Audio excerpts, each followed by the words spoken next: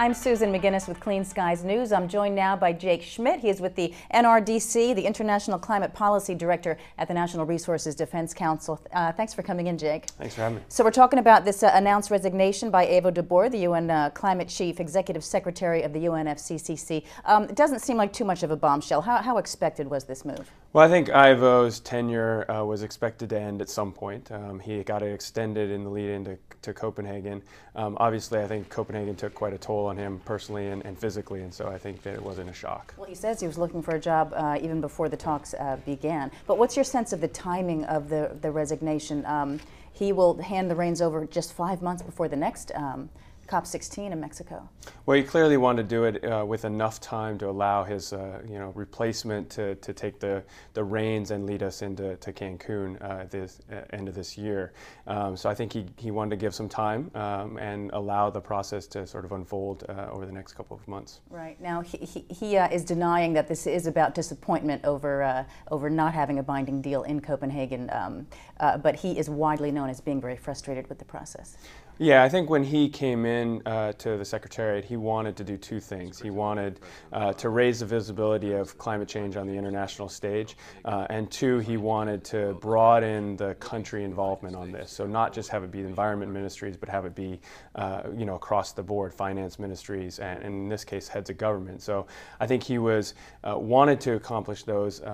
Clearly Copenhagen didn't produce everything that he wanted in terms of an outcome. So I think he felt a little disappointed in that regard. Right. So despite the outcome of Copenhagen, you would call his tenure a success for those reasons? I think so. I think on those two goals that he had going in, he did a fantastic job. I mean, right now international climate change is about at the highest level that it's ever been.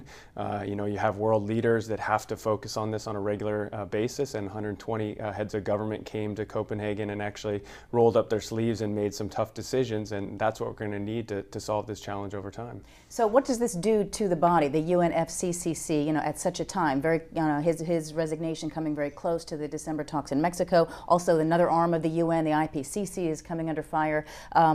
Also, the whole process of the UNFCCC negotiations, bringing together more than 190 countries, that whole process is now being questioned. Well, the UN is built upon the countries.